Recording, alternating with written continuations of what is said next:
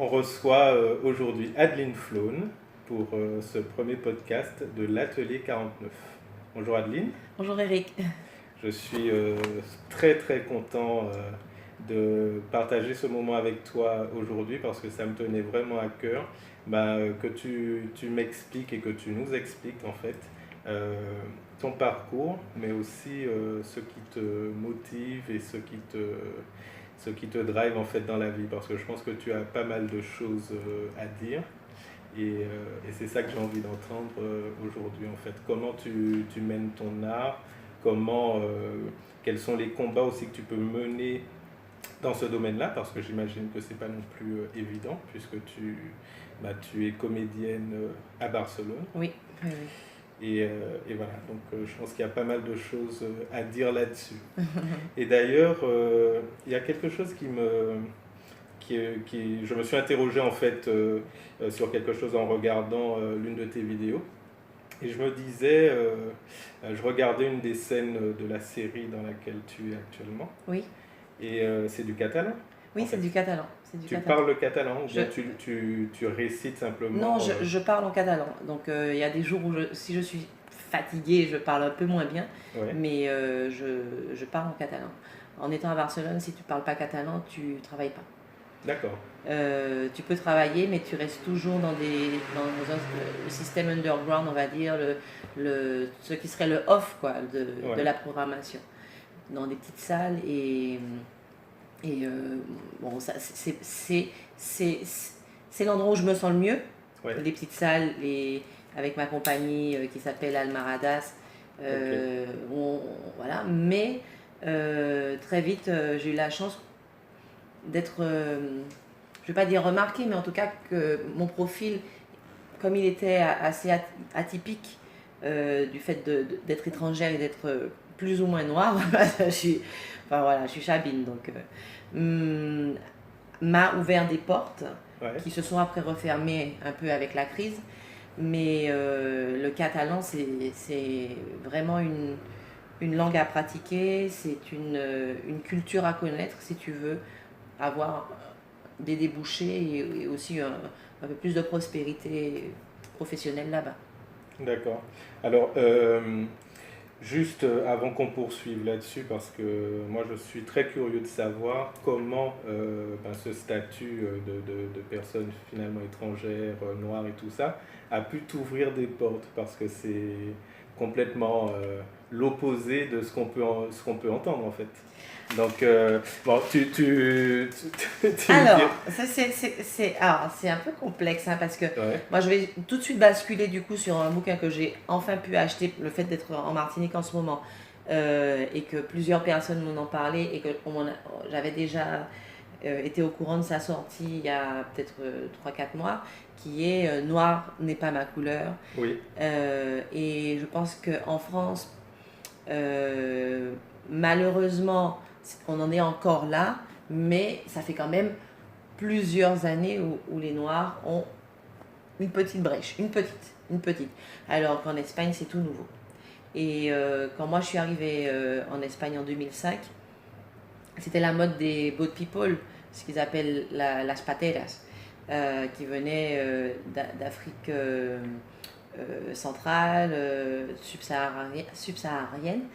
Et donc du coup on me proposait des rôles de noires africaines qui luttent pour rentrer en Espagne. Exactement. D'accord. Exactement.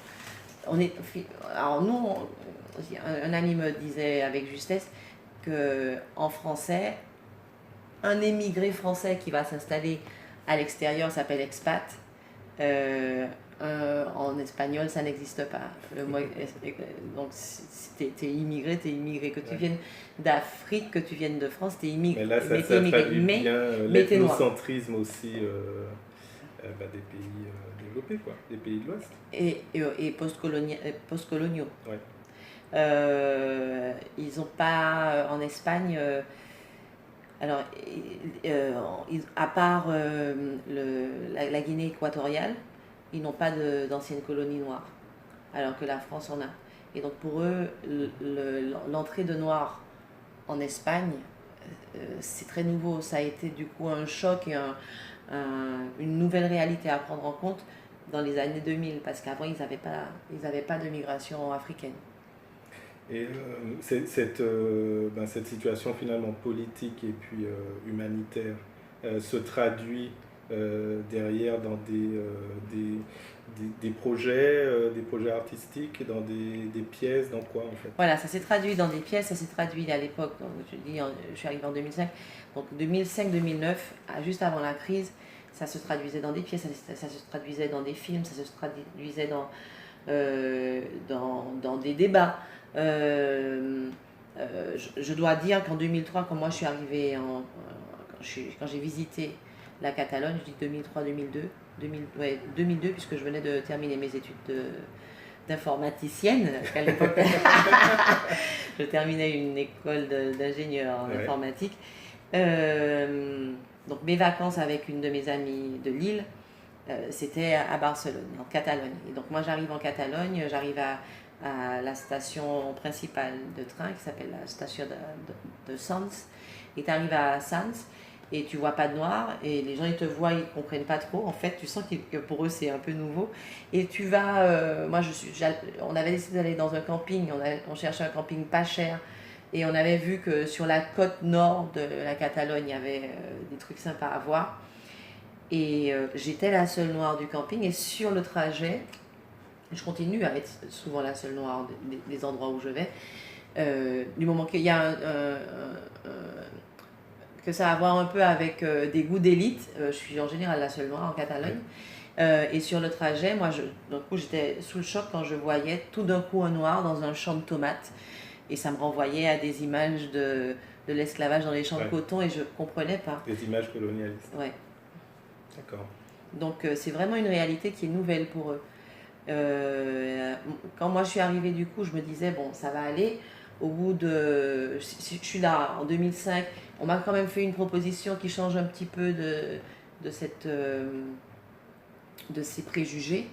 Donc ça devrait aller d'ici quelques temps. On va commencer à me proposer des rôles qui ont à voir, peut-être ne serait-ce qu'avec une jeune femme qui travaille dans un bar.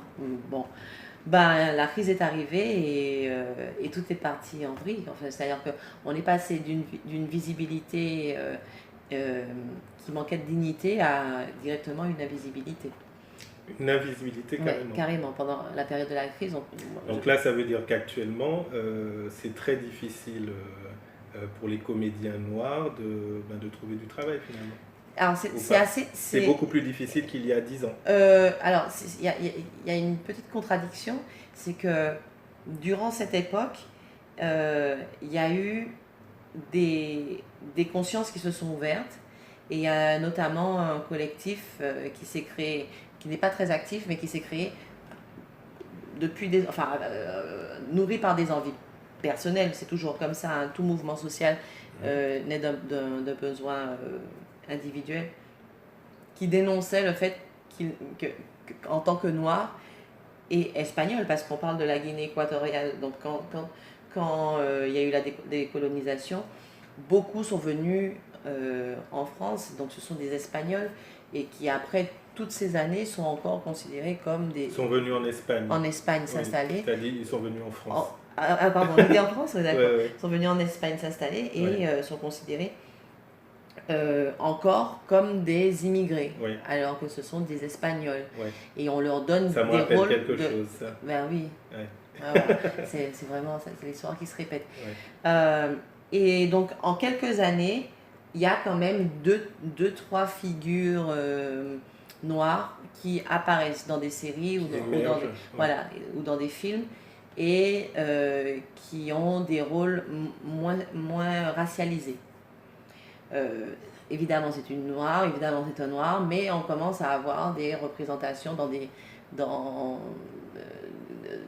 on commence à avoir des comédiens, des acteurs, des actrices qui jouent des rôles un peu moins, avec plus de dignité et plus normaux, on va dire, plus dans la norme.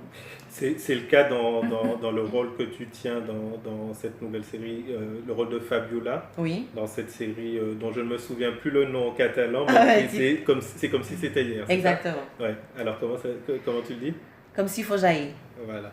Euh, Et donc c'est le cas. c'est le cas. Fabiola, c'est qui en fait Fabiola? Alors, Fabiola, c'est une responsable de marketing Ouais. dans une entreprise catalane qui fait des sous-vêtements. Il faut savoir que avant la Catalogne, en Catalogne, il y avait une tradition textile. Et donc, c'est une entreprise qui a plusieurs décennies et qui est encore en train de lutter du coup au niveau international, national, pour pouvoir garder une vraie incidence dans le commerce espagnol. Une indépendance aussi par rapport au marché international. Enfin, c'est ça. En fait, elle fait face à la concurrence internationale. Exactement. Et donc, Ouais. du coup, moi, quand la série commence, cette entreprise, alors c'est juste une parenthèse, enfin, c'est juste une facette de la série, il y a plus de choses qui se passent, mais en tout cas, dans cette entreprise est en crise et il y a du coup un gars qui vient de faire un audit pour pouvoir nous coacher, pour qu'on fasse des changements dans l'entreprise. Et je suis très très reconnaissante parce que je pense que mon personnage est atypique dans le sens où le fait d'avoir quelqu'un de noir à responsabilité dans une entreprise catalane, ça marque vraiment un tournant. Oui. C'est une différence en Espagne en général. C'est-à-dire que moi, je suis restée quand même 1 an. Ça n'a pas été un personnage ponctuel. Là, le personnage va disparaître. Ah oui? Oui, il va disparaître. D'ici 1 mois et demi, il disparaît. D'accord. Parce que c'est comme ça bouge. Ils ont besoin de faire avancer La série, la trame, la Ouais. trigue. Et voilà, c'est vraiment une vraie marque de reconnaissance. C'est-à-dire que je suis contente aussi de ne pas avoir baissé les bras avec le catalan, justement. J'ai eu beaucoup envie de partir de la Catalogne plein de fois et je continue à me dire c'est peut-être pas là ma place, il faudrait peut-être que j'entre en Martinique, que j'aille travailler en France. Et tout ça se fait ou va se faire, mais je suis en tout cas, je sens que le fait d'insister, de ne pas baisser les bras, ça donne, ça porte ses fruits. Ouais. Oui, ça donne Alors des résultats. comment tu passes finalement d'un univers très cartésien, tu parlais tout à l'heure d'informatique, école d'ingénieur, etc., à ça? Et en fait, c'est ce que c'est un peu curieux, c'est ce qu'on disait en off, c'est que finalement, on peut avoir l'impression que tu t'es réveillé un matin en te disant bon, je lâche tout, et c'est peut-être ce que tu as fait, tu vas me le confirmer ou pas. Je lâche tout et je vis ma passion. Mais en fait, quand on regarde finalement ton parcours, tu as toujours été là-dedans, en fait. Tu as toujours été dans l'art, enfin dans le spectacle vivant, finalement. Alors, Donc tu menais ça de front, et puis il y a un côté qui... non, c'est pas exactement ça. C'est pas exactement ça. Moi, le premier rapport que j'ai eu avec la scène, ça a été la danse classique. Ma mère m'a obligée pendant 10 ans à faire de la danse classique. Ouais. À partir de 6 ans, elle m'a dit ouais, donc elle fait danse classique. Donc j'ai fait de la danse classique pour faire plaisir à maman. Je trouve que j'étais plutôt un éléphant rose avec un tutu au départ. Mais encore, voilà, j'ai pas laissé tomber. C'est comme le piano, elle m'a inscrit au piano. Moi, je regardais les touches blanches et touches noires, je fais punaise. Et puis, j'ai essayé de faire mes gammes un petit peu 1 heure avant d'aller au cours chaque semaine. Mais j'ai tardé vraiment à m'y mettre. Il y avait la possibilité au collège de t'inscrire dans des ateliers extrascolaires et il y avait un atelier théâtre animé par la prof de musique de l'école qui s'appelait Madame Charpentier-Titi, une grande personne vraiment dévouée à l'art. Et donc du coup je me suis inscrite, je me suis dit bon pourquoi pas, je vais faire du théâtre, bon, pourquoi pas. Enfin, mais ce qui se passe c'est que moi j'avais déjà vu ma mère faire du théâtre, elle faisait du théâtre en tant qu'amateur, qu'amatrice. Mon grand-père aussi a été le fondateur du ballet martiniquais, donc j'étais en rapport avec la scène. Mais bon, c'était pas ce qui m'intéressait, je trouvais ça intéressant, enfin je trouvais ça ouais, c'est marrant, bon, ma maman fait ça, mon pépé fait ça, ouais, c'est bien. Et puis... Comment naît cette vocation en fait? Alors en fait, du coup je m'inscris à l'atelier en quatrième, je fais quatrième, troisième les ateliers et je pars au lycée. Et Madame Charpentier-Titi, qui savait que j'avais fait 10 ans de danse classique, me dit Adeline, est-ce que tu peux cette année revenir au collège pour monter les ballets de la nouvelle pièce? Et c'est comme ça qu'elle m'a chopée. C'est-à-dire que tout d'un coup, je commençais à être bonne aussi en danse classique. Tout d'un coup, je commençais à m'éclater en danse. Je pense que mon corps me permettait de faire des choses grâce à toutes mes activités physiques. Notamment l'athlétisme. Ouais. J'avais commencé à développer une puissance au niveau des jambes. Donc la danse classique commençait à m'intéresser et ma prof m'avait même proposé des rôles de garçon parce que j'étais la seule à avoir un physique aussi explosif, etc. Et du coup, comme la danse classique commençait à m'intéresser, j'ai pas eu de mal à dire à ma prof de théâtre de l'époque que je venais venais l'aider à animer l'atelier de théâtre. Ouais. Et je commençais à m'intéresser pour les pièces parce que je voulais créer des trucs au service de la pièce. Et c'est là que ça a commencé en fait. Donc en fait, dès le départ, tu t'es plutôt mise dans la peau d'un metteur en scène. Et c'est ça, c'est-à-dire c'est l'inverse. Et finalement, je n'ai pas assumé ce rôle de metteur en scène jusqu'à il y a quelques années, Oui. mais j'avais plus le regard de ce qu'il faut faire pour que ça marche. Et ça a été un problème comme comédienne parce que j'avais plutôt un regard extérieur. Trop critique. Trop critique. Ça m'a joué des tours. Et moi, comme comédienne, ça m'a aussi joué des tours parce que je sentais que je pouvais donner plus.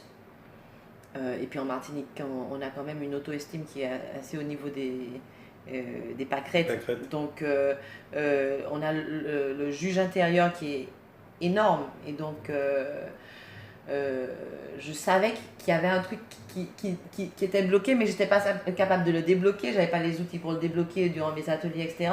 Donc j'en souffrais. Mais c'est aussi ma force. C'est-à-dire que j'ai un regard critique et qui me permet du coup d'avoir envie de mettre en scène. Et donc du coup, tu découvres,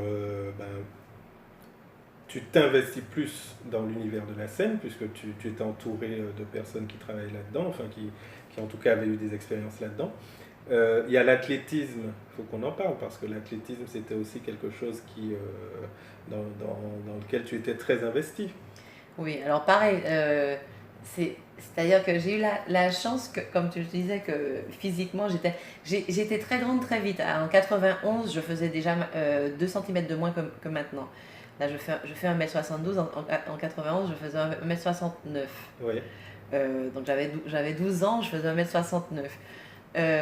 Donc les profs d'athlètes disaient bon, nous avons couru, puis Marcel, nous avons failli sauter, bon, pas ça.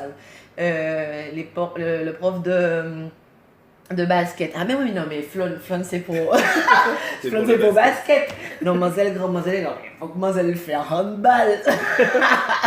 D'accord, donc le sport finalement m'a absorbé. Ouais.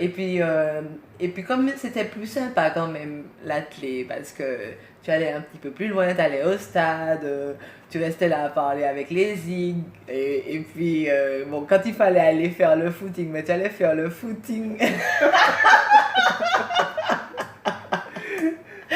Et puis un jour, un des profs dit non mais avec les jambes qu'elle a, en plus elle est pas très grosse, donc on va leur faire du triple saut, du triple bond à l'époque.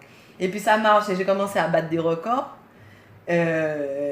Et du coup, je suis tombée dedans et donc j'ai commencé à y aller le mercredi parce que voilà, c'était bien d'y aller, à m'entraîner 4 fois par semaine, dimanche matin à 6h de matin, où on est golf là, pour tu craches tes poumons sur les côtes du gazon mouillé du golf et puis tu fais les championnats de France. Donc, Wow. mais ça s'est passé comme ça. Ouais. Et en général, la plupart des choses qui me sont arrivées durant mon adolescence, c'était comme ça. J'ai eu la chance d'être précoce. Mais tu avais beaucoup de facilité pour beaucoup de choses parce que tu étais très bonne à l'école aussi. Oui. Oui, oui, enfin, mais alors voilà. mais c'était. Attends, j'étais bonne à l'école jusqu'au collège parce qu'en fait, pareil, j'ai eu la chance en fait que ma mère me faisait garder par mes grandes tantes quand j'étais toute petite. Ouais. Et mes grandes tantes avaient encore avaient donné une éducation à ma mère et à ses frères et sœurs. Et elles ont fait la même chose avec moi. Donc elles m'ont appris à lire et à écrire très tôt. Et donc j'ai eu cette base. C'est-à-dire que le fait d'être accompagnée dans mon apprentissage très tôt m'a donné un socle pour pouvoir un peu dormir sur mes lauriers. Et si je pense que le fait d'être bonne, c'est que on m'a donné de très bonnes bases très tôt qui ont fait que j'ai eu des facilités à un apprentissage immédiat. Mais quand tu arrives au lycée, ça ne marche plus. D'accord. Ok, au lycée, c'est où tu apprends ou tu crèves. Okay. Et d'ailleurs, j'ai redoublé ma première. Ok. Bon, mais après, tu pars à Lille, c'est ça? Ouais. Et donc, informaticienne, au final? Pareil, ça s'est fait par... c'est-à-dire que j'ai choisi une... Ma mère voulait absolument que je fasse des études scientifiques. Moi, j'ai fait mes études scientifiques, j'ai redoublé ma belle première. Je suis partie donc en terminale et dans mes choix, il fallait que je choisisse un lieu. Je ne voulais pas être dans le carcan martiniquais parce que j'avais envie de voir autre chose. J'avais un besoin énorme de voir autre chose. Donc je ne suis pas partie à Toulouse, je ne suis pas partie à Bordeaux, je ne suis pas partie à Paris. Paris, c'était carrément impossible par rapport à... C'était trop grand pour moi. Voilà. Et j'arrive à Lille et je rentre dans un DUG mathématiques appliquées aux sciences sociales. Un truc qui ne sert à rien. Hein, un truc où tout le monde y est parce qu'on ne sait pas quoi faire. Et puis d'ailleurs, j'avais des notes assez irrégulières. Pareil, je travaillais pas beaucoup en fait. Hein. Et puis un pote un jour me dit, écoute, je vais passer un concours pour entrer dans un IUP génie mathématique informatique. Et il me dit, ouais, c'est tel jour. C'était mon pote de classe quoi, c'était mon pote. Tu l'accompagnes? Je l'accompagne. J'ai dit, bon écoute, moi j'ai rien à faire.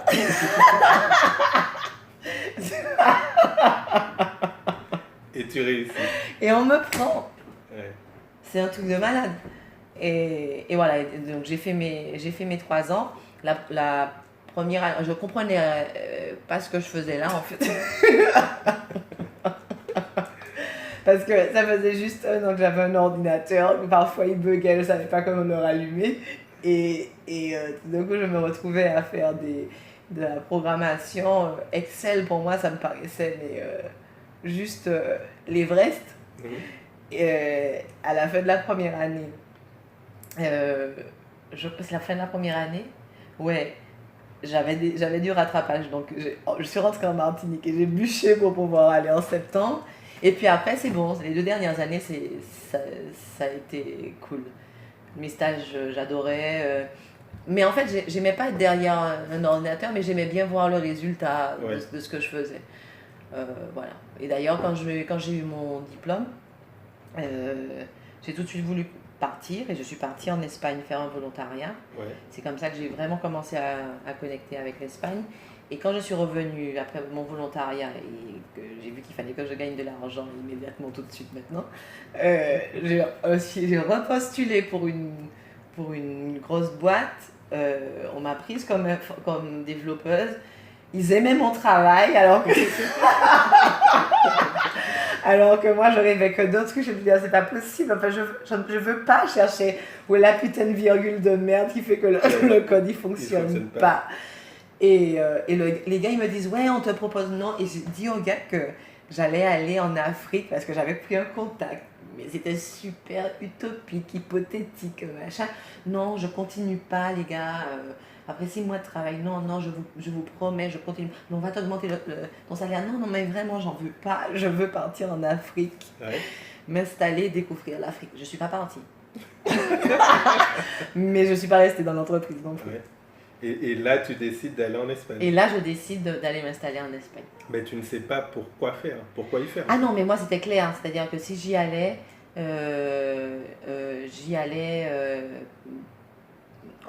avec un projet d'études de théâtre.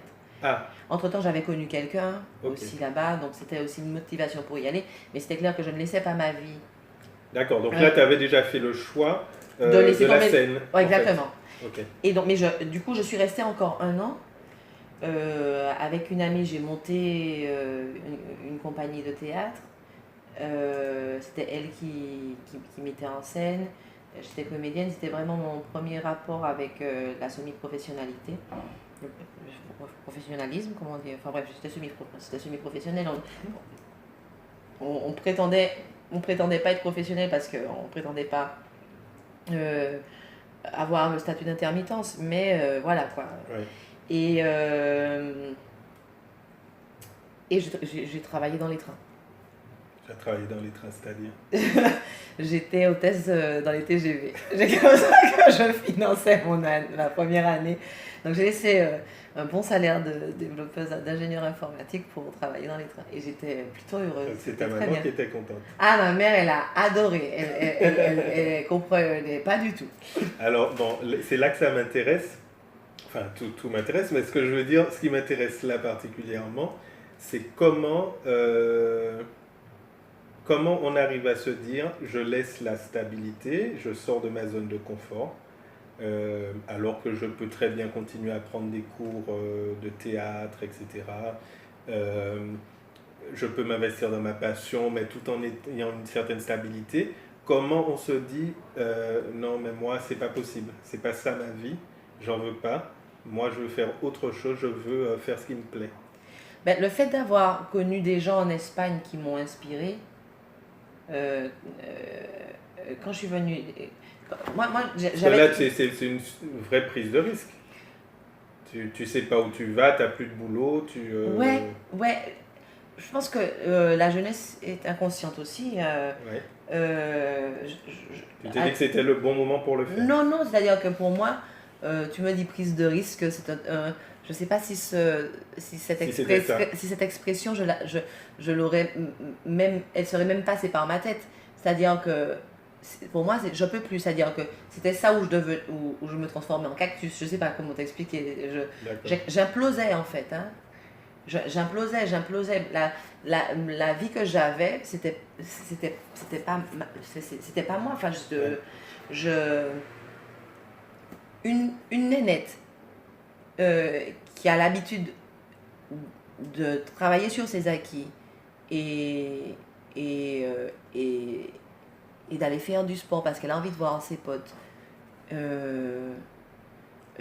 à s'habiller avec les fripes de sa grand-mère. Enfin, je veux dire, c'est comme si tu avais un papillon enfermé dans un bocal, c'est pas possible. Enfin, je veux dire, il meurt quoi. Enfin, je veux dire, il meurt. Donc du coup, tu implosais comme tu disais, t'en pouvais plus quoi. Ah oui, non, c'était la seule solution. Ah oui, il n'y en avait pas d'autre. Et le fait de justement l'Espagne, quand je suis allée en Espagne et que j'ai connu des gens qui vivaient de ça et qui en étaient heureux en fait. Et de voir aussi le rapport à la vie en Espagne en comparaison avec le rapport à la vie en France qui est beaucoup plus guindé, beaucoup plus... Tu rentres beaucoup dans des cases. Dans des cases, ouais. Je veux dire que pour moi, il y a un moment donné où... l'autre, c'était plus... J'arrivais pas à le dire, mais d'ailleurs, c'est pour ça que j'ai menti. C'est pour ça que j'ai dit que je partais en Afrique. il a fallu que je mente pour pouvoir assumer mes choix. En général, toute cette période-là, j'ai beaucoup menti. J'ai beaucoup menti pour pouvoir assumer mes choix parce que j'étais pas capable de regarder les gens dans les yeux pour leur dire ça j'aime pas ça, je me sens pas bien. Je savais pas que ce que je ressentais c'est que j'étais pas bien. Mais mon instinct me disait casse-toi en fait. Et ça c'est que moi c'est une époque où je mentais. Oui, J'ai beaucoup menti. C'est-à-dire que j'ai tellement pas été habituée à choisir ma voie. Depuis que je suis toute petite, c'est les autres qui ont décidé pour moi. Et en plus, je sais pas si pour toi c'est pareil, mais moi dans ma famille, le nom, il était banni. Mais vraiment, c'est-à-dire qu'il y avait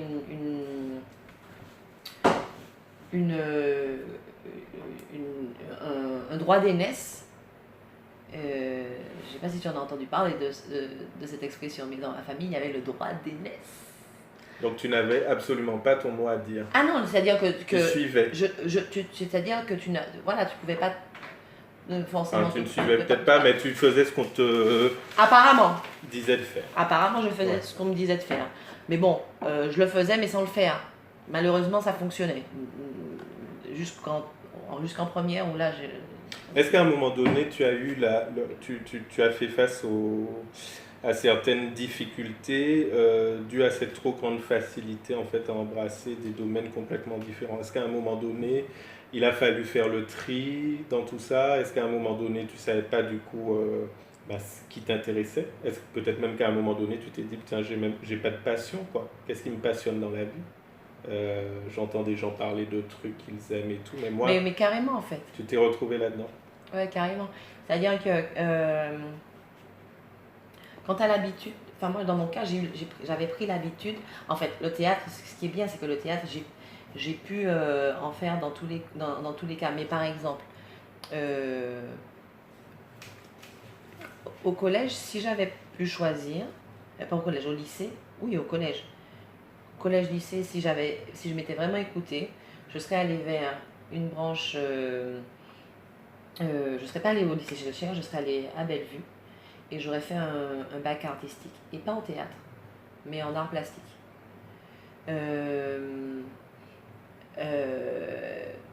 Et j'aurais certainement travaillé ou dans le marketing ou dans le dessin graphique, etc.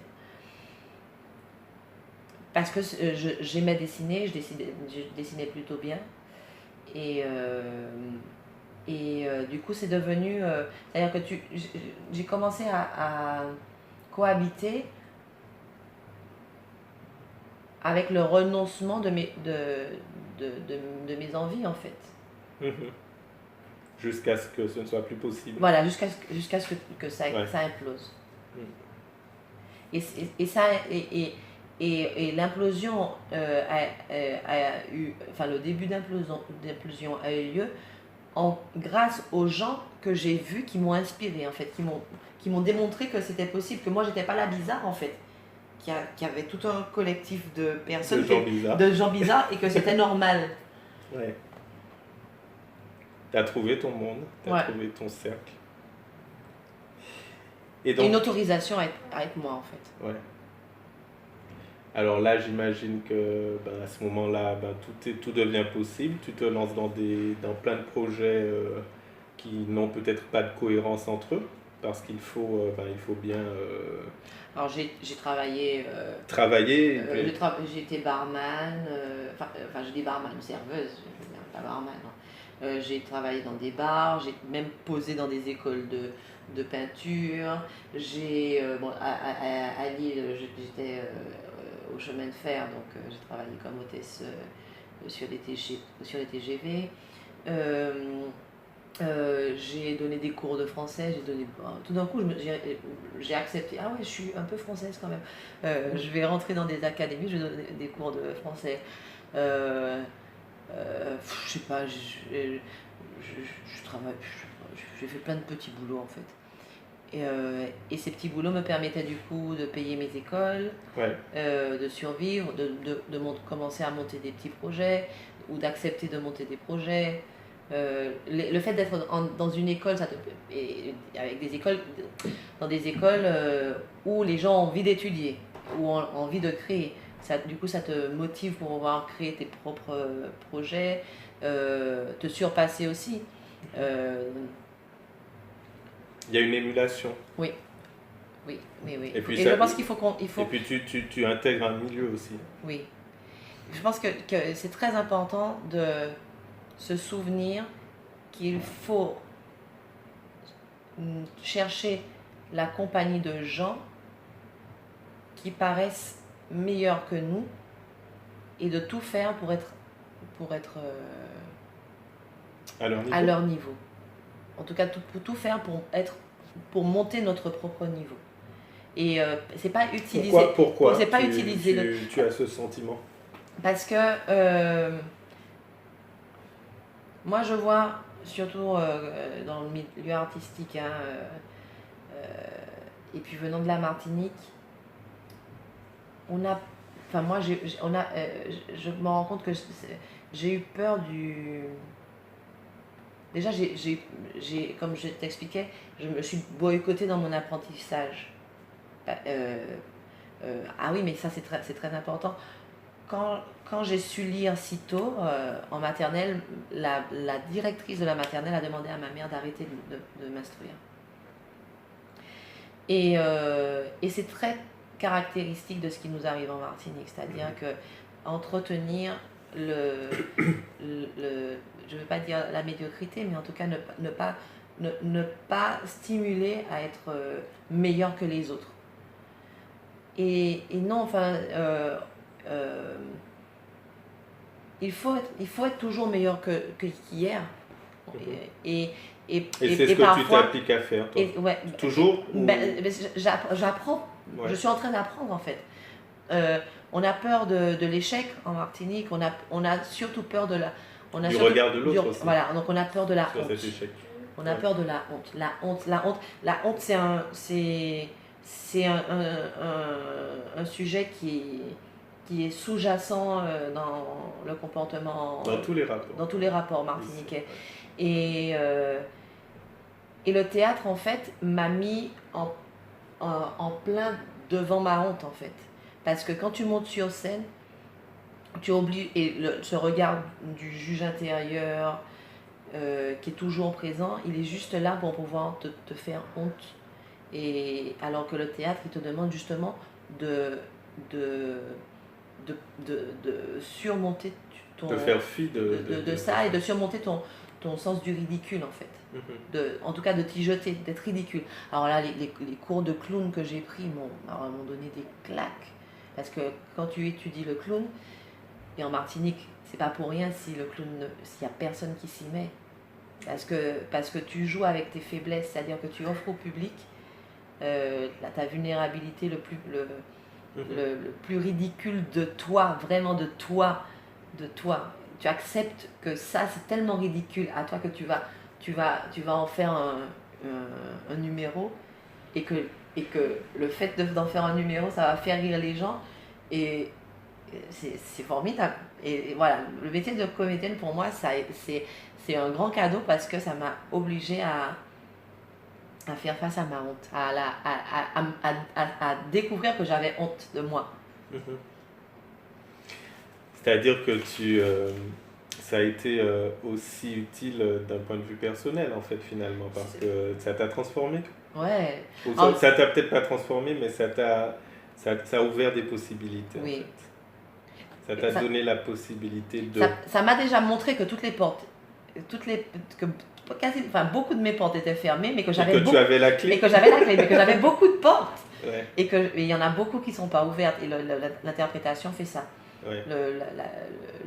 Être comédien, acteur, comédienne, actrice, faut l'été, puis masculin. Comédienne, actrice. Vaste débat. Bon, et donc, donc tu arrives finalement dans cet univers-là en t'associant peut-être à des compagnies, à faire de la scène. et tu reviens finalement à la mise en scène. Ouais. Pourquoi? Comment? Euh, En fait, euh, la personne avec qui j'étais avait La personne avec qui tu étais, c'est-à-dire avec qui tu en Espagne, partageais ta vie. avec qui je partageais ma vie en Oui. Espagne à l'époque, savait que j'avais des idées, de, un esprit critique. Et un jour, il y a une comédienne amateur qui rentre en contact avec lui et qui voulait qu'il la mette en scène. Et le projet ne l'intéressait pas, il n'avait pas le temps non plus. Et comme c'était juste une personne, il m'a dit est-ce que tu voudrais pas? Et ça a commencé comme ça, du coup j'ai senti que je pouvais, surtout adapter des textes, enfin bref. Et en parallèle, j'avais commencé à écrire des propres textes, des textes à moi. Et c'est parti comme ça en fait, c'est-à-dire qu'avec une expérience inattendue, tu commences à... Mais c'est toujours Une comme ça. opportunité. C'est une opportunité. C'est une expérience inattendue qui se transforme en une opportunité et en un point de départ pour le reste en fait. Mhm. Et là, c'est là que tu montes cette pièce qui s'appelle Un parfum de montgolfière, Ouais, c'est ça? non, un parfum de montgolfière, C'est venu après? c'est après. C'est D'accord. après. Ouais. J'aimerais bien qu'elle vienne ici. Ça peut être sympa, surtout dans des hôtels, ça pourrait être cool. Un parfum de montgolfière ou dans des habitations. Une ça peut pièce être écrite par Alberto Lombardo, tu l'as rencontré? Oui, il est venu à Barcelone. Ah, il est français? Oui, il est français. Mhm. Il est franco-portugais, je crois. Ouais. Et il est venu à Barcelone voir la pièce. Il a beaucoup aimé. D'ailleurs, il a volé des idées à nous avec un montage après sur Paris parce qu'il y a le comédien de la pièce qui a été là voir. Il dit bah tiens, il a refait ça. Ok. Et puis ce projet avec la Martinique, alors avant il y a Umbra, le Ouais, seuil. ouais. Alors avec ta compagnie. Ouais. Alors parle-moi de ça. Alors Umbral, Écrit par toi. elle est écrite par moi. Alors c'est pas la dernière pièce écrite par moi. C'est pas la première pièce écrite par moi. Mais c'est pas la dernière non plus. Laisse-moi réfléchir. Oui, c'est la dernière écrite. C'est la dernière écrite. C'est la dernière montée. Et c'est une pièce qui me donne des maux de tête. Pourquoi? Parce que Tu t'en donnes toujours? Elle m'en donne parce que c'est un projet qui me tient énormément à cœur. C'est un projet que tu veux exporter. Ambitieux. C'est un projet que j'aimerais bien plus qu'exporter, oui exporter, mais dans les pays hispanophones et surtout en Espagne. Elle me donne des maux de tête par rapport à la production parce que en Espagne c'est difficile d'avoir de la prod facilement, d'avoir des sous facilement. On ne me connaît pas, je suis femme noire étrangère, ça fait beaucoup dans un pays machiste et sans politique culturelle ni subvention pour la culture. Il y a des subventions, mais elles sont, il n'y en a pas beaucoup et elles sont très très très dirigées vers les gens qui ont un parcours. Elle a déjà été montée, il y a déjà eu une première phase de travail. Mais au niveau j'ai pas de sous pour pouvoir continuer, donc ça me donne des maux de tête, mais c'est une pièce qui pour moi est très belle. Ça parle de la mort. Ça parle de la progression vers la mort aussi. Non, de comment dire au revoir aux êtres chers, des fantômes qu'on garde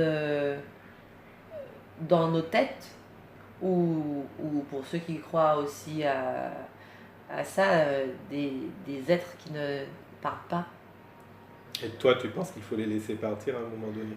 Ouais, qu'il faut faire un travail sur soi pour pouvoir les laisser partir. Un travail sur les lieux parce que les murs sont chargés, ont de la mémoire. Tout est chargé. Il y a une copine qui me disait dernièrement... elles sont belles tes locks, moi je les ai coupées, c'était super longue les siennes, je me souviens, elle était au lycée. Et elle me disait, il y a eu un moment donné où je sentais que j'étais passée par des moments assez denses et que mes cheveux, ils étaient en train de me tirer vers ça.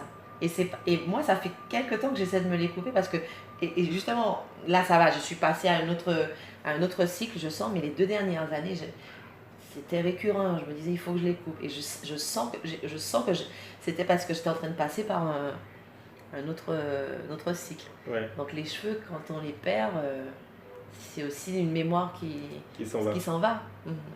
Et donc dans cette pièce, dans ce texte et cette pièce, tu parles de ça, tu parles de la nécessité de laisser les choses partir, finalement, les gens, en tout cas la mémoire qu'on en a. Voilà. Ouais. Et ou la culpabilité de ce qu'on n'a pas pu faire, qu'on aurait pu faire pendant qu'ils étaient encore là. Oui, c'est intéressant comme thème, comme sujet. Ok. Et la Martinique, avec Pas vu, pas pris, Oui. qui est une adaptation de Liars Club. Ouais. De Neil Neil Labute. Labute. Ouais. Et alors Neil Labute, c'est un métis noir américain qui travaille beaucoup sur le naturalisme, sur le réalisme, c'est-à-dire qu'il travaille beaucoup pour le cinéma, il écrit beaucoup pour le cinéma, il écrit aussi pour le théâtre. Et la télé aussi, avec il a une série dont j'oublie le nom. Je pourrais pas t'aider là. Bon, bref, Van Helsing. Ah, tiens. Van Helsing. Tu l'as regardé? Non. D'accord.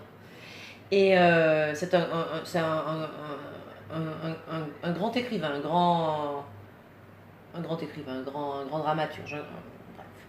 Et l'an dernier, donc pour sa dernière année de présence ici, Hassan Kouyaté à l'Atrium avait décidé de mettre en place le premier échange, la première alliance entre l'Atrium et les jeunes théâtres nationaux, c'est-à-dire licenciés c'est en espagnol, ceux qui ont été reçus au Conservatoire de France. Et donc l'idée c'était de faire un casting de 2 comédiens martiniquaises et de 2 titulaires de là-bas, et de créer une pièce avec ces 4 personnes.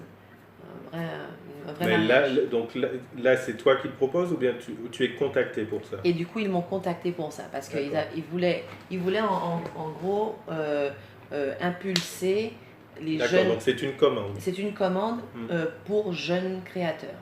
Ok. Et en metteur en scène, on est quelques-uns, mais par rapport aussi à ma situation géographique, etc., il trouvait que c'était la personne la plus adaptée. Il m'avait aussi vu travailler sur la direction d'acteurs, d'actrices de Aliénation Noire de Françoise Do l'année d'avant. Elle m'avait contacté pour l'épauler sur la mise en scène de sa pièce. Et donc il avait vu le résultat parce que moi elle mettait en scène et moi je la dirigeais dans son interprétation. Okay. Et ça a été vraiment une vraie opportunité, hein, la confiance que Françoise avait mis en moi, parce que personne ne me connaissait ici.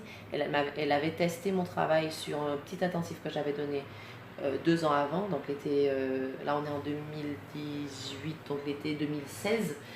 Et du coup elle m'avait rappelé, 6 mois plus tard, elle me rappelait elle me faisait venir pour son projet. Et Hassan Kouyaté avait vu le résultat, il s'est dit bon ben voilà, prenons-la. Et Neil Labute, je suis tombée dessus parce qu'il fallait rapidement que je trouve un texte pour 4 comédiennes. 2 femmes. Non, pardon, 4 comédiennes. Au final, c'était 3 femmes, un homme.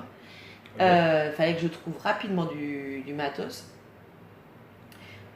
J'étais en Espagne, donc trouver du matos en français, c'était pas facile. Et j'ai cherché sur Neil Labute et je suis tombée sur ces 4 monologues. C'était un spectacle,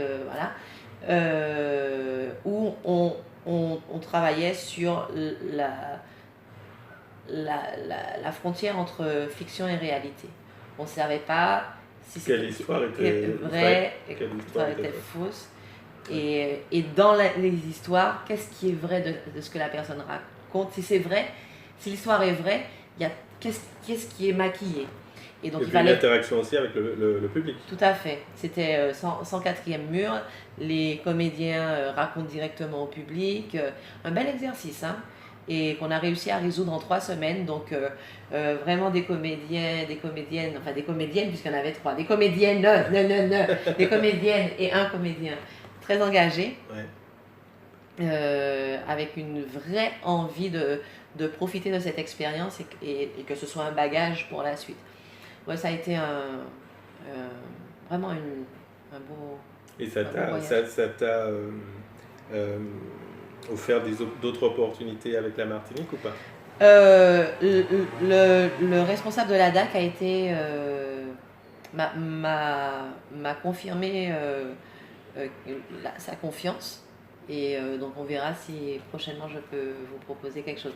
Mais pour le moment, ça en reste là. C'est-à-dire que c'est à moi maintenant de prendre les Ouais. rênes, les initiatives, tout en sachant en plus que la direction va changer maintenant à l'Atrium et il faudra que je me refasse connaître à distance, donc pas Ouais. facile, mais que je me refasse connaître par les nouveaux dirigeants de l'Atrium. Du coup, tu finis ton travail avec la série, ton rôle de Fabiola. Tu as quand même, je suis sûr, tu me regardes bizarrement, tu as des projets, c'est sûr, tu peux en parler. Ok, j'ai bien compris. Non, on peut si tu veux, mais bon. Alors vas-y. Non, mais pendant l'année, j'ai eu la chance de pouvoir. Ils ont été assez cool avec moi à la télévision catalane. J'ai pu interrompre 2 fois mon personnage, un mois pour ici, Ouais. pour Pas vu, pas pris, et 1 mois et demi pour partir à Valencia. Je vais boire un petit peu d'eau. Ça fait toujours bien ça à la radio, le podcast. Je vais boire un peu d'eau.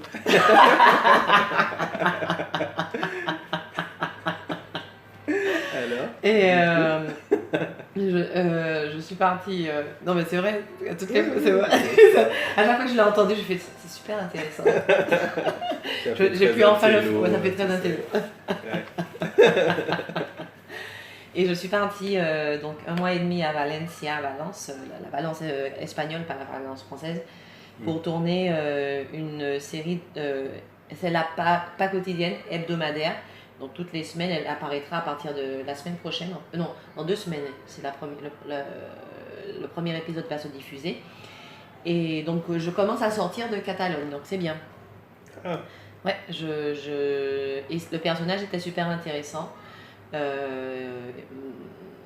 On savait pas trop vers où il allait aller au départ, et puis au fur et à mesure, il prend du pouvoir. Donc il y a des choses qui bougent en Espagne. Il y a des choses qui bougent. J'ai l'impression que c'est en train de bouger plus vite que la France en ce moment, parce que la France est en train d'aller un petit peu en arrière sur beaucoup de plans, mais bon. Est-ce que tu as eu l'idée de pénétrer un peu justement le monde de la scène en France? Oui, j'ai Ouais. l'intention. Je ne sais pas quand est-ce que ça sera, mais au niveau stratégique, je pense que je sais très bien que j'ai des images d'une telle importance en Espagne. Oui. Ça me donne une vraie crédibilité. C'est un aval en fait, un aval. Donc oui, prochainement je le ferai.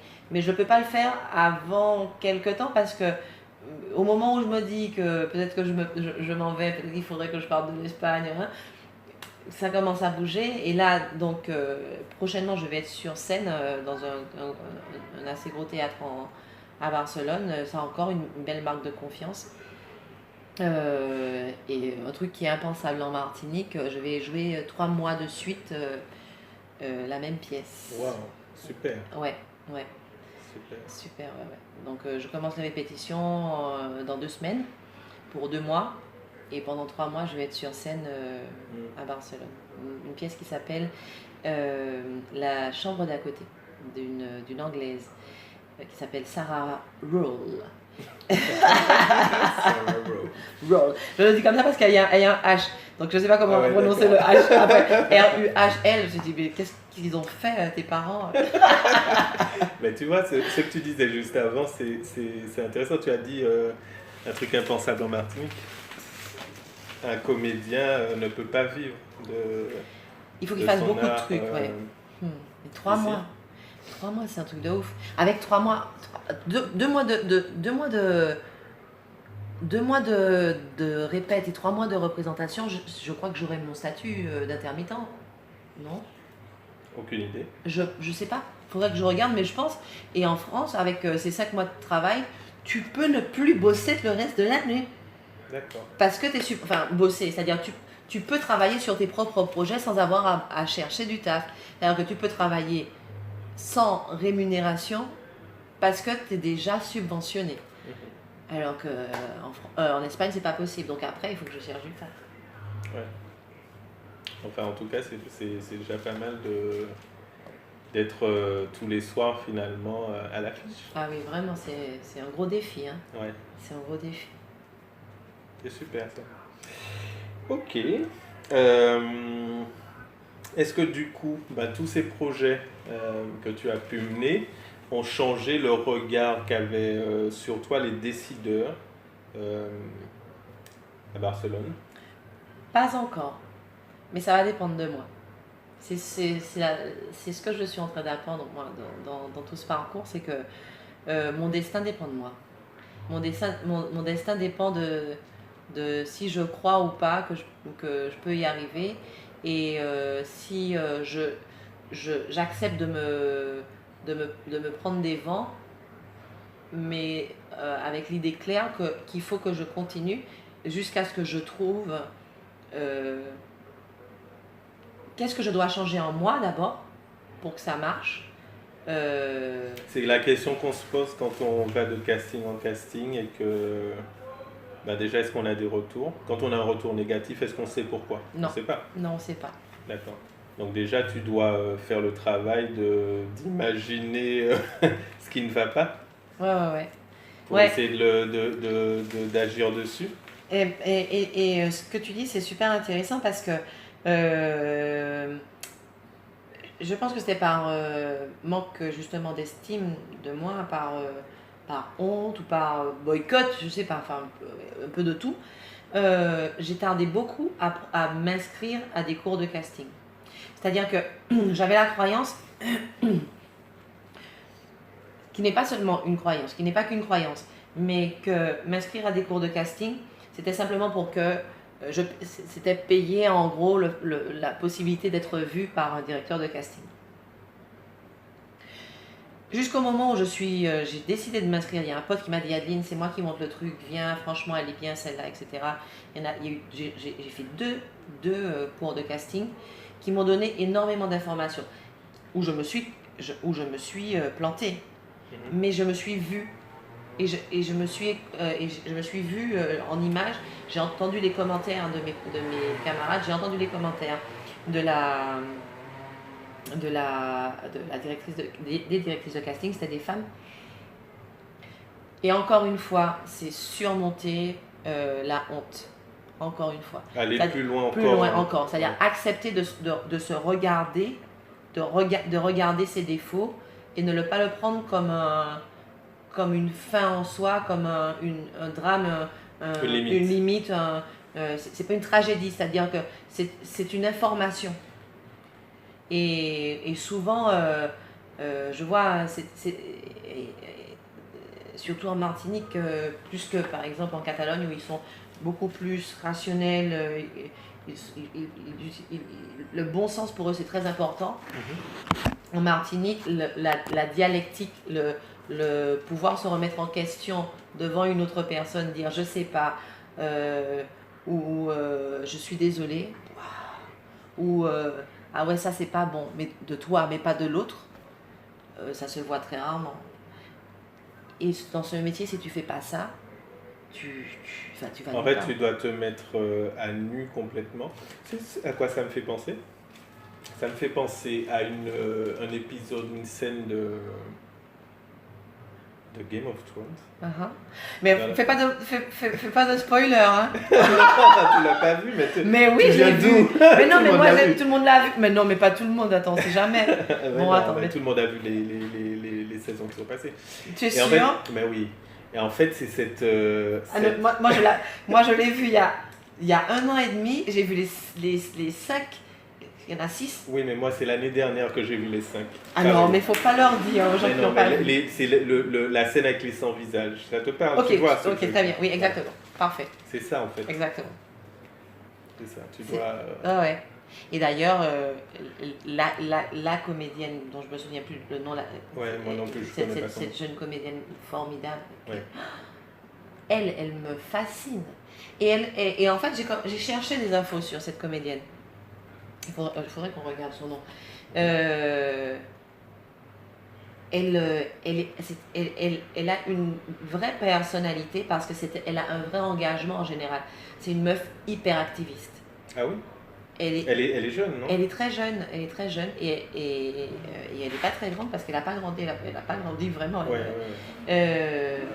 C'est une meuf qui a des opinions, et quand tu es comédien, il faut avoir des opinions, pas des opinions fermées, aussi des vraies questions, pouvoir se poser des questions.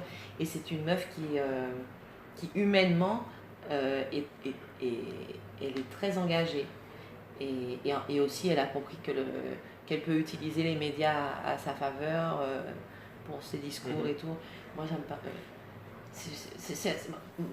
Voilà, je l'ai découverte et je me suis dit, tiens, c'est qui cette jeune fille? Respect, quoi. Respect, et ça inspire, quoi. Enfin, Ouais. elle est beaucoup plus jeune que moi, mais elle en sait beaucoup plus que moi. Et voilà, ça aussi, pour moi, c'est important. Le fait de commencer à me remettre en question et d'accepter de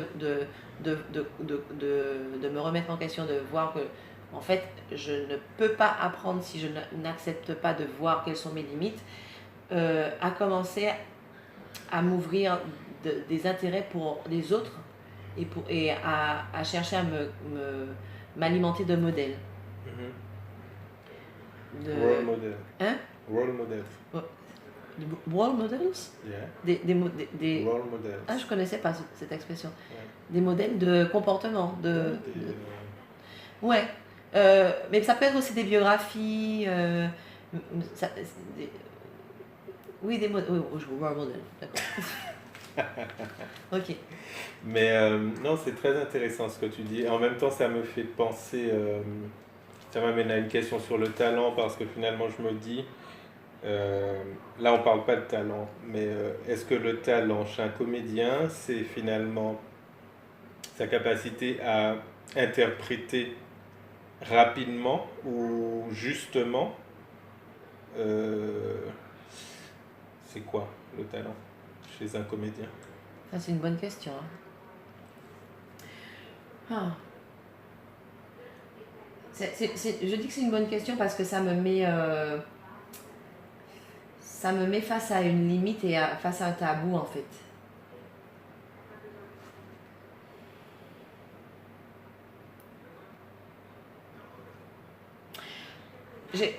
Comme comédienne, j'ai étudié une technique qui s'appelle la technique Meissner, qui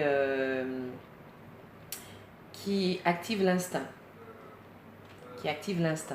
C'est-à-dire que on est très habitué à penser au jeu comme quelque chose de dessiné, quelque chose de très... et aussi, hein, ce n'est pas exclusif. Mais la technique Meissner, elle considère que chaque personne sait écouter. Simplement, elle n'a pas encore les outils pour pouvoir avoir cette écoute toujours au service de son jeu. La société, le développement, la croissance dans l'environnement fait que tu tais tes impulsions qui peut-être, qui ne sont pas qu'animales, qui peuvent être aussi spirituelles, mais tu tais cette intuition. Et ce qui est intéressant dans la première, c'est une technique qui est divisée. Le programme, comme le prof est aux États-Unis, il vient en Espagne régulièrement pour donner des niveaux différents. Donc il a subdivisé le programme en 7 niveaux. Et le premier niveau, parfois, tu as des gens qui n'ont jamais fait de théâtre, avec des gens qui font de la télé. Et tu te dis, pardon. Mais comme on parle de l'instinct, comme c'est une technique qui te permet d'être instinctif et de travailler avec ton écoute de l'autre, de ce qu'il y a en face de toi. Peu importe si tu as fait la comédie française ou si tu n'as jamais vu une pièce de théâtre, le plus important c'est ton degré d'écoute. Avec cette technique, moi j'ai commencé à avoir plus de respect par rapport à ce qu'un prof d'une technique plus classique ou conventionnelle ou habituelle pourrait dire cette personne a du talent ou n'en a pas. Cette personne est faite pour ça ou pas. Parce que je pense que tout le monde peut être comédien et comédienne. Et alors à divers niveaux, mais au final, et c'est par rapport à mes expériences aussi comme metteur en scène, chacun arrive là où il peut arriver. Donc ça doit être, ça c'est quelque chose qui est très important à retenir. Tu ne vas pas demander à quelqu'un qui a des blocages émotionnels de devenir tout d'un coup je sais pas moi, enfin bref, il y a certains rôles que tu peux pas jouer. Mais on en revient au fait que moi, comme comédienne, on me paye pour apprendre à explorer mes émotions. Et c'est ça le plus important. Et je le dis parce que j'ai, par exemple, j'ai eu deux mises en scène qui sont complètement différentes. Umbral, enfin le seuil, et Entre deux eaux. Entre deux eaux, je fais monter sur scène des migrants qui n'ont jamais fait de théâtre. Ça, c'est en Espagne, en Martinique. J'espère pouvoir monter l'autre facette de ce projet. Et ce ne sera pas avec des migrants. Ou oui, mais bon, c'est pas la même. Hein. C'est des gens qui ne sont jamais montés sur scène et ils arrivent à exprimer des sentiments, à expliquer leurs propres histoires et à émouvoir le public. Est-ce que ça, c'est avoir du talent ? Et sur Umbral, j'ai eu... C'est une pièce qui demande à connecter avec beaucoup de choses personnelles pour les femmes. Et j'ai eu notamment une des comédiennes qui a eu un gros blocage que moi j'ai pas su gérer et que j'ai géré du point de vue de l'ambition, du point de vue ce que moi je voulais obtenir et non pas ce que moi je voyais qu'elle pouvait déjà donner et l'accompagner. J'avais pas envie de faire de prof et du coup j'ai pas eu confiance en elle. Est-ce que c'est ne pas avoir de talent, elle? Est-ce que c'est pas de ne pas avoir de talent, moi, comme metteur en scène? C'est un sujet... Je suis pas très... Là, je suis pas très engagée avec ma réponse, peut-être, ou je suis peut-être un peu... pas paresseuse, mais ward. Ah merde, comment on dit ça déjà? Ah, tu vois, là, je fais ma Van Damme, là, ma Jean-Claude Van Damme. Je suis pas courageuse avec ma réponse, peut-être là. J'y vais un peu timidement. Mais je crois que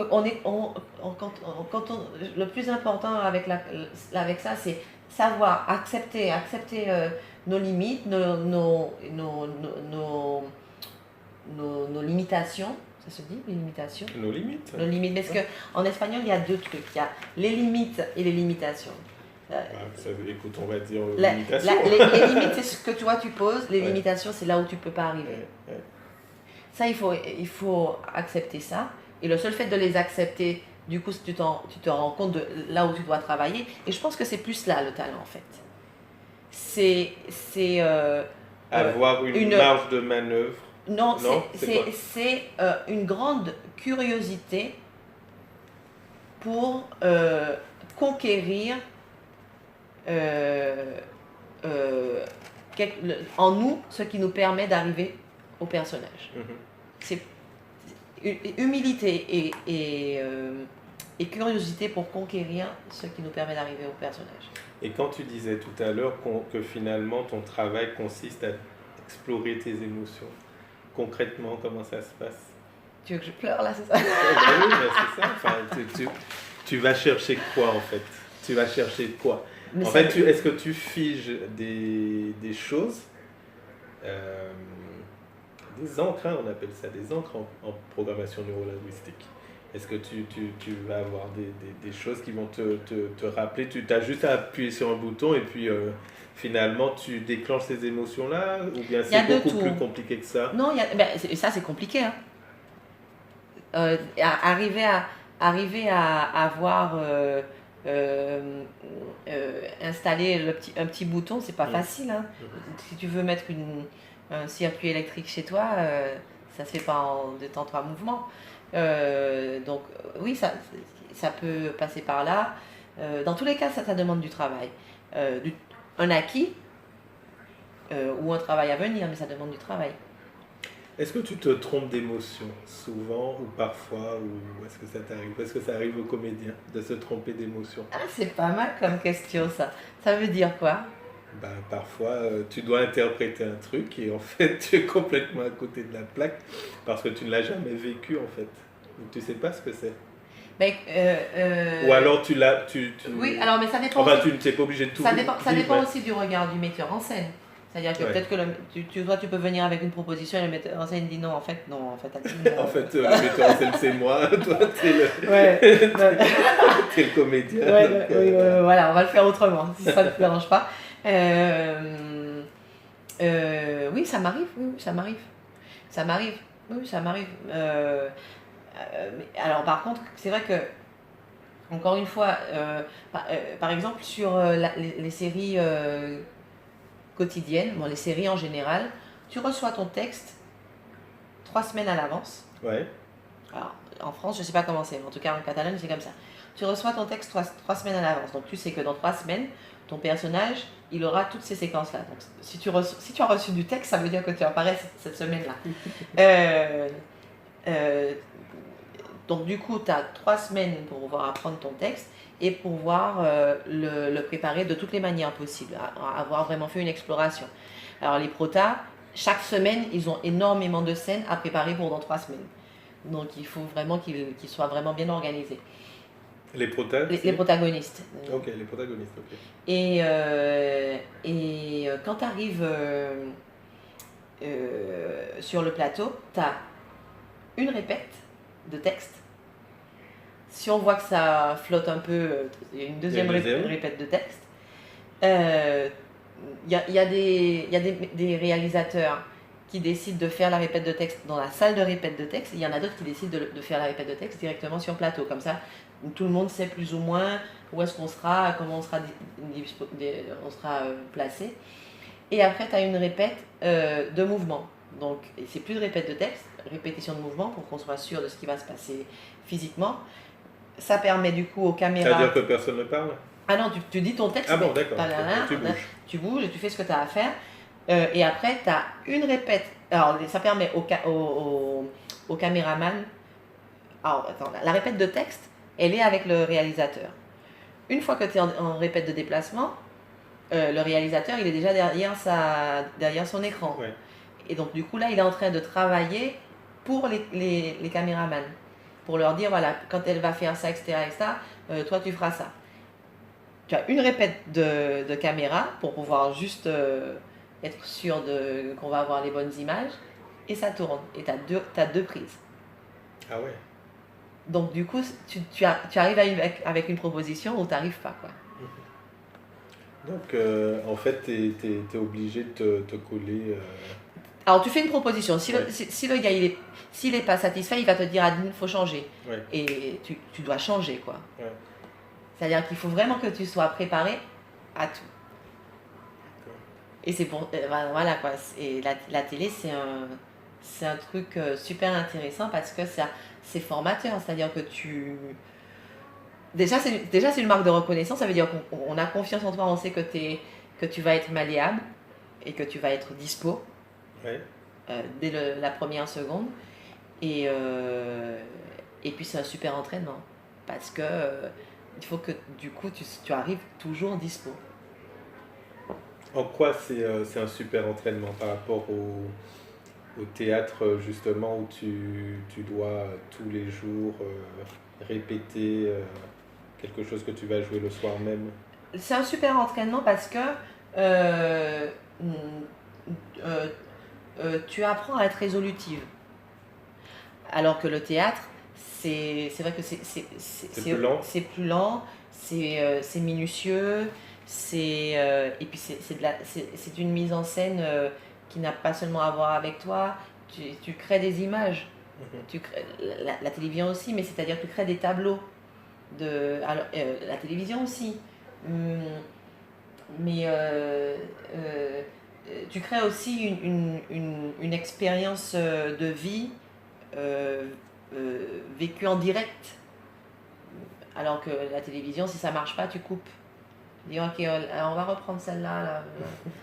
Alors que théâtre, non. Ouais. Il faut que tu sois, que tu aies embrassé toute la proposition du metteur en scène pour la défendre tous les soirs et avec ta présence sur scène, ton aura.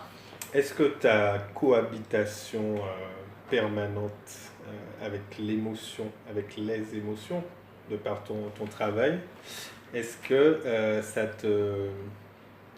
comment ça te fait voir en fait la vie, les gens? Est-ce que ça m'infiltre? Est-ce que tu te dis, putain, j'ai pas de filtre justement? Est-ce que tu prends tout? Est-ce que tu as du mal en fait finalement? Est-ce qu'un comédien, bah, c'est quelqu'un qui sera toujours un peu en retrait, ou bien c'est quelqu'un qui sera dans le mouvement Dans le mouvement de la vie? de la vie. Euh,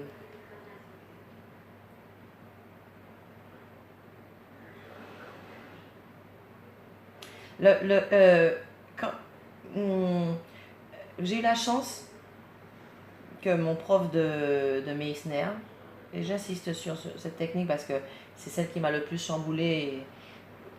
Dès le début, il nous a dit que ça allait nous changer à l'intérieur. Et qu'en plus, il a fait. La grande générosité de ce monsieur, c'est qu'il est bouddhiste. Hmm. Aux États-Unis, ça a été l'enseignant qui a apporté à Meissner, aux autres profs de Meissner aux États-Unis, il a apporté l'importance du centre spirituel chez les comédiens. Donc très vite, il dit ça c'est ma proposition, mais je n'en dément pas. Vous allez avoir besoin d'un centre spirituel. C'est-à-dire que si pour vous vous retrouvez dans un état de paix et de confiance en la vie, c'est aller cueillir des fleurs, aller cueillir des fleurs. Donc déjà, au niveau de la gestion des émotions, et tu en fais l'expérience, tu te rends compte que tu joues tellement avec des choses qui ont à voir avec toi que tu as besoin d'une aide. Tu as besoin de te recentrer, Exactement, de redevenir de te toi à un moment recentrer. donné. Oui. C'est comme si Et de te rendre compte que tu n'étais ce n'était pas toi. exactement. C'est-à-dire que tu peux avoir beaucoup de confusion à un moment donné, surtout si le personnage C'est super intéressant. pas des travers, mais des atomes crochus avec toi. D'accord. C'est-à-dire, Tu te dis, mais en fait, ça, j'en suis capable. Je ça, peux l'être. ou tout d'un coup, tu ne savais pas que c'était toi, mais on a tous tout en nous, en fait. On a tous Toute le une diable palette, bien sûr. et on a tous les anges, on a tous l'amour, on a tous la haine, on a tous les caresses, on a tous des envies de donner des coups de poing. Sauf que ton entourage t'a dit que tu ne peux faire que ça. Et tout d'un coup, tu te retrouves avec un personnage qui t'attrape dans des recoins que tu ne pensais pas qu'il pouvait t'attraper. Mais en fait, c'est quelque chose que tu avais déjà en toi. Mais ce personnage, il vient te dire, ah ouais, je sais que toi, tu as ça. On va s'entendre. on va s'entendre. Mais toi, tu n'es pas au courant que vous avez déjà fait un pacte. Et c'est là que c'est important de pouvoir te recentrer pour te rendre compte de là où le personnage est en train de t'utiliser et où tu te laisses utiliser sans le savoir. Donc ça, c'est d'une part. Attends, juste là-dessus, donc on peut avoir du mal à se débarrasser d'un personnage. On peut avoir du mal à se débarrasser d'un personnage. C'est Jack Nicholson qui a eu besoin d'une thérapie d'1 an après Ah le oui? Joker.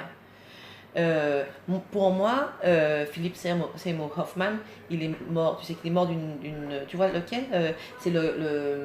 l'acteur de Doute avec Meryl Streep. Oh mon Dieu, Non, non, je connais pas. c'était, je mourais pour le gars. Je rêvais de le rencontrer. Je sais pas, je rêvais de lui faire un monument à ce mec à un moment donné. Vraiment.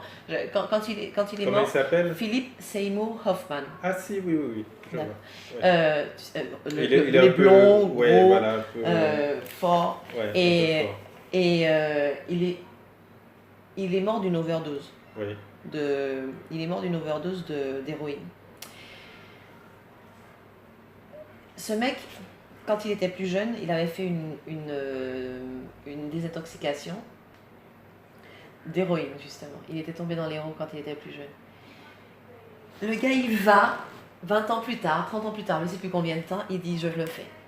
Il n'y a pas mieux que ce mec pour un film qui s'appelle Le Diable, je ne sais plus comment on en a. Il joue le rôle d'un broker qui a besoin d'héroïne pour pouvoir surmonter le poids de la vie. Et le gars, je pense qu'il est retombé dans les roues à ce moment-là. Parce que le personnage l'a utilisé pour réveiller en lui des sensations et il en a eu besoin après. Et il meurt d'héroïne il y a 4 ans. J'en ai pleuré pendant 2 mois. À chaque fois que j'entendais son nom, je pleurais. Je me disais, c'est pas possible. Ah oui? Un génie comme ça, il peut pas mourir. Un génie comme... Et le gars... Et t'en as pleuré par rapport à lui ou bien par rapport à tout. ce danger que tu as déjà toi-même ressenti? C'est peut-être ça aussi, hein, Ah oui? c'est peut-être ça aussi qui a fait écho en moi.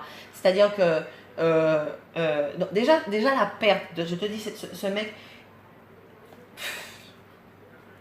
tu vois, j'en parle, ce mec c'était c'était un dieu, quoi. Il était juste en train de devenir, enfin, tu vois, Doute avec Meryl Streep et tu te dis, mais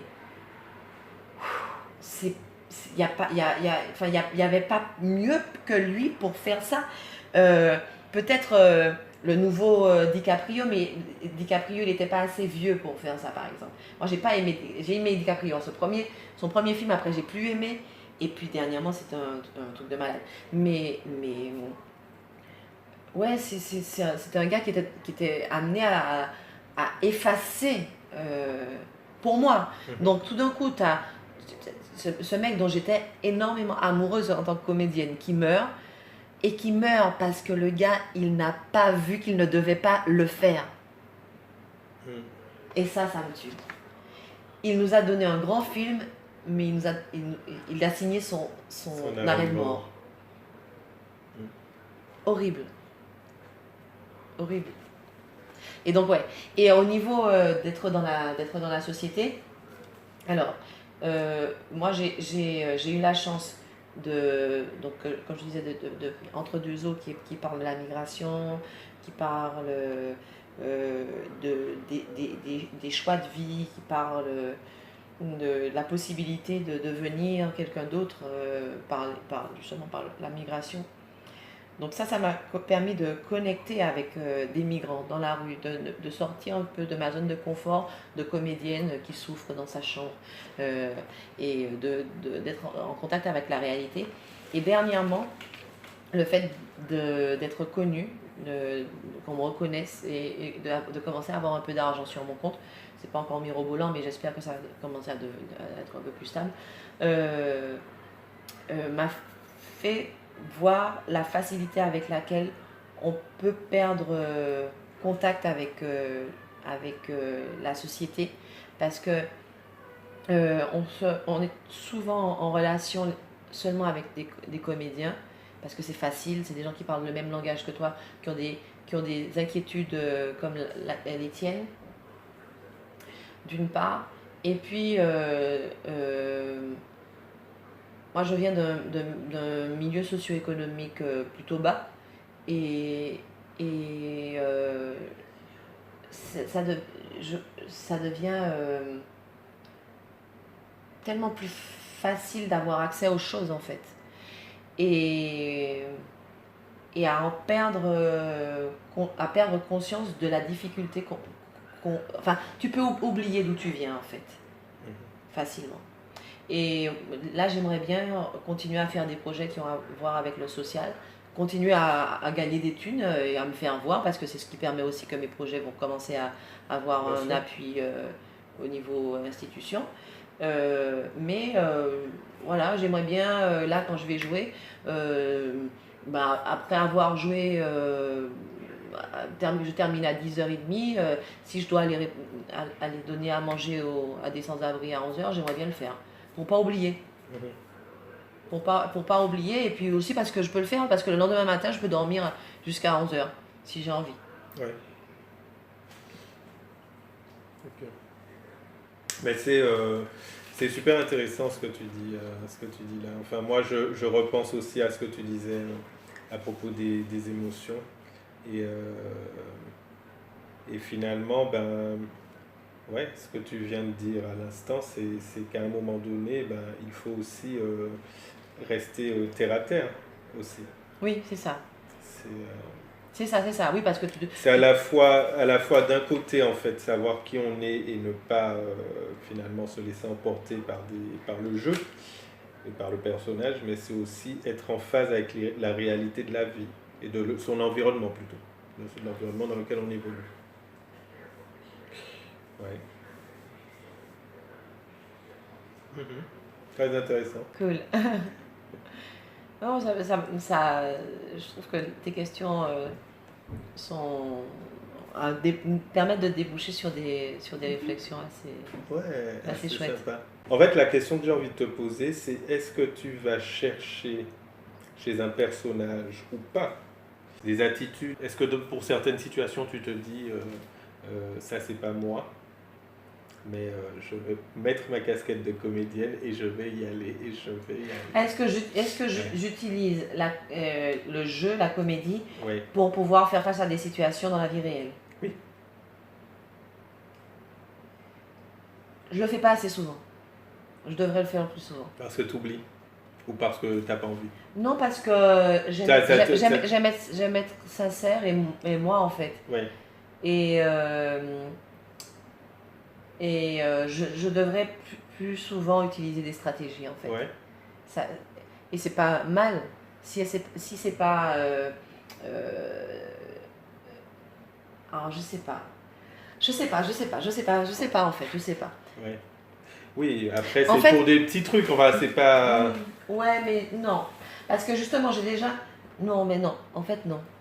J'ai bien envie de continuer. En fait, j'ai envie de continuer à me développer moi pour ne plus avoir besoin. C'est-à-dire que le poids de Je moi, comprends. me permette de ne plus avoir besoin de stratégie. C'est beau ce que tu viens de dire. Merci. Ah, c'est vrai. Ouais. Parce que finalement, et c'est là que c'est un très beau métier en fait.